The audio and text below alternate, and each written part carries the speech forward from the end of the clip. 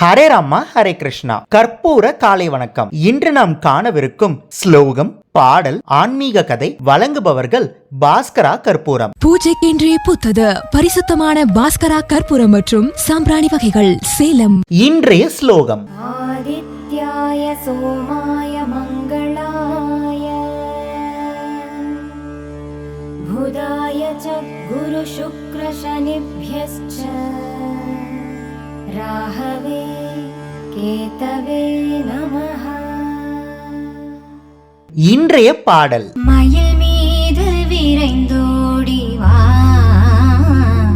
வள்ளி மணவாளாயமை காக்கவா. மயில் மீது விரைந்தோடி வா, வள்ளி மணவாளாயமை காக்கவா. வயலூரில் வீற்றிருக்கும் குமரா,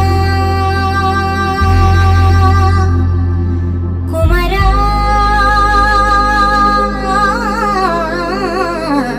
குமரா.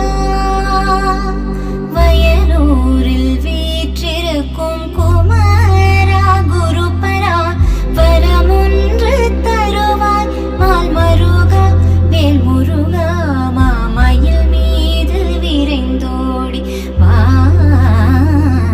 வள்ளி மணவாளாயமை காக்கவா. தந்தைக்கு வரம் தந்த மகனே சண்முகனே, தந்தைக்கு வரம் தந்த மகனே சண்முகனே, தஞ்சம் என்று அபயம் தந்தென்னை காக்க. மயில் மீது விரைந்தோடி வா, வள்ளி மணவாளாயமை காக்கவா.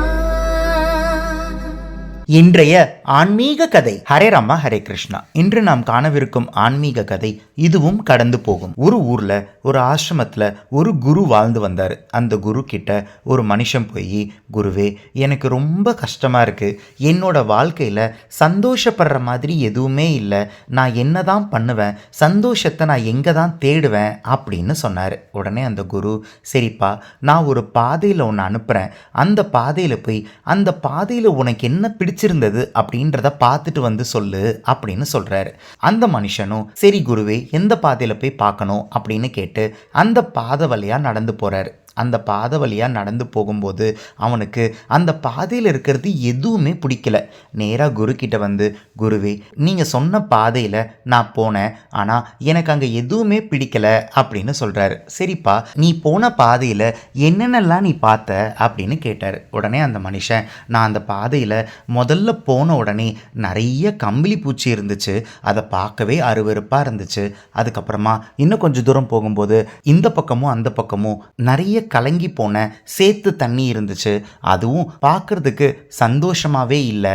அதையும் தாண்டி போன நிறைய நிலக்கரி இருந்துச்சு, அதில் என்ன இருக்கு சந்தோஷப்பட, அதையும் தாண்டி போனேன். அங்கே போனால் அங்கே நிறைய கல் இருந்துச்சு, பெரிய பெரிய பாறையாக இருந்துச்சு, பெரிய பெரிய கல்லாக இருந்துச்சு, எனக்கு எதுவுமே பிடிக்கல, அதான் வந்துட்டேன் குருவே அப்படின்னு சொன்னார். சரிப்பா, நான் உனக்கு இன்னொரு பாதையை காமிக்கிறேன், அந்த பாதையில் நடந்து போய் உனக்கு என்னென்னலாம் பிடிச்சிருக்குன்னு பார்த்துட்டு வந்து சொல்லு அப்படின்னு சொல்லிட்டு அந்த மனுஷனை அந்த குரு இன்னொரு பாதையை நோக்கி அனுப்பினார்.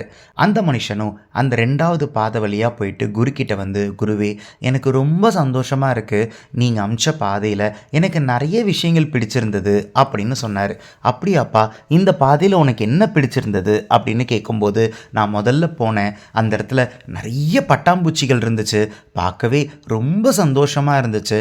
அதையும் தாண்டி போனேன், இந்த பக்கமும் அந்த பக்கமும் நிறைய தாமரை பூக்கள் பூத்து இருந்துச்சு, அதை பார்க்கும்போது எனக்கு ரொம்ப சந்தோஷமாக இருந்துச்சு.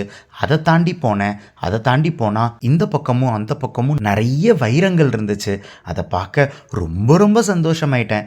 அதையும் தாண்டி போனால் அங்கே நிறைய சிற்பங்கள் இருந்துச்சு, எல்லா சிற்பங்களும் அவ்வளோ ரசிக்கக்கூடியதாக இருந்தது, அவ்வளோ நல்லா வடிவமைச்சிருக்காங்க. அதெல்லாம் பார்க்கும்போது எனக்கு ரொம்ப சந்தோஷமாக இருந்துச்சு குருவே அப்படின்னு சொன்னார். உடனே அந்த குரு சொன்னார், ஏன்பா, நீ முதல்ல போன இல்லையா, அதே பாதை தான் கொஞ்ச வருஷங்கள் கழிச்சு இந்த 2வது பாதையாக மாறப்போகுது அப்படின்னு சொன்னார். அந்த மனுஷனுக்கு ஒன்றுமே புரியல. என்ன சொல்கிறீங்க குருவே அப்படின்னு கேட்கும்போது அந்த குரு சொன்னார், நீ முதல்ல போனியே நிறைய புழுக்கள் இருக்குன்னு சொன்னியே, அந்த புழுக்கள் தான் கொஞ்ச நாட்களில் பட்டாம்பூச்சிகளாக மாறப்போகுது அப்படின்னு சொன்னார். அதுக்கப்புறம் நீ சொன்னியே இந்த பக்கமும் அந்த பக்கமும் நிறைய கலங்களான சேத்து தண்ணி இருந்துச்சுன்னு, அந்த சேத்து தண்ணியில் தான் இந்த தாமரையெல்லாம் பூக்க போகுது அப்படின்னு சொன்னார். அதுக்கப்புறம் நீ சொன்னியே நிறைய நிலக்கரி கோள்கள் இருந்துச்சுன்னு சொன்னியே, அந்த நிலக்கரி கோள்கள்லாம் கொஞ்ச காலங்களில் வைரங்களாக மாறப்போகுது அப்படின்னு சொன்னார். அதுக்கப்புறம் நீ சொன்னியே நிறைய பெரிய பெரிய பாறைகளும் கற்களும் இருக்குன்னு, சில சிற்பிகள் அந்த கற்களையும் அந்த பாறைகளையும் இந்த அழகான சிற்பங்களாக மாற்ற போகிறாங்க அப்படின்னு சொன்னார். இதுக்கு என்ன தேவை தெரியுமா? வெறும் பொறுமை தான் தேவை. பொறுமையும் முயற்சியும் இருந்தால் நீ முதல்ல போன பாதை நீ 2வது போன பாதையாகவே மாறும் அப்படின்னு சொன்னார். அதை சொல்லிட்டு உன்னோட வாழ்க்கை நீ முதல்ல போன பாதை மாதிரி சந்தோஷப்படுற மாதிரி எதுவுமே இல்லை அப்படின்னு நீ நினைக்கலாம். ஆனால் கொஞ்ச நாட்களில் கொஞ்ச காலங்களில் நீ 2வதாக போன பாதையில் நீ பார்த்த எல்லா சந்தோஷங்களும் உன்னோட வாழ்க்கையில் வரத்தான் போகுது. அதுக்கு நீ கடைபிடிக்க வேண்டியது பொறுமையும் முயற்சி மட்டும்தான் அப்படின்னு சொன்னார். சொல்லிட்டு கடைசியாக குரு இதுவும் கடந்து போகும் அப்படின்னு சொன்னார். அந்த மனுஷனுக்கு நல்லாவே புரிஞ்சது. உங்களுக்கும் புரிஞ்சிருக்கும் நினைக்கிறேன். இன்று நாம் பார்த்த ஆன்மீக கதை இதுவும் கடந்து போகும். இந்த கதை உங்களுக்கு பிடிச்சிருந்ததுன்னா இந்த வீடியோவோட கமெண்ட் பாக்ஸில் கற்பூர காலை வணக்கம் அப்படின்னு பதிவிடுங்க. நாளை இன்னொரு ஆன்மீக கதையில் உங்களை சந்திக்கிறேன். ஹரே ராமா ஹரே கிருஷ்ணா. பூஜைக்கென்றே பூத்தது பரிசுத்தமான பாஸ்கரா கற்பூரம் மற்றும் சாம்பிராணி வகைகள் Salem. TCG cards Ramayana Mahabharata playing cards. Ramayana மகாபாரதத்திலிருந்து 108 கேரக்டர்ஸ் பத்தி நீங்க நிறைய விஷயங்களை தெரிஞ்சுக்கணும்னா இந்த ப்ராடக்ட் உங்களுக்கு தான். இது ஒரு பிளாஸ்டிக் பிளேயிங் கார்ட்ஸ். ஒவ்வொரு கார்டையும் இண்டிவிஜுவலா ஸ்கேன் பண்ணி அந்தந்த கார்டுல இருக்கிற கேரக்டர் பத்தி யூடியூப்ல தெரிஞ்சுக்கலாம். ஒவ்வொரு குழந்தைங்களும் கத்துக்கிட்டே விளையாடலாம், விளையாடிக்கிட்டே கத்துக்கலாம்.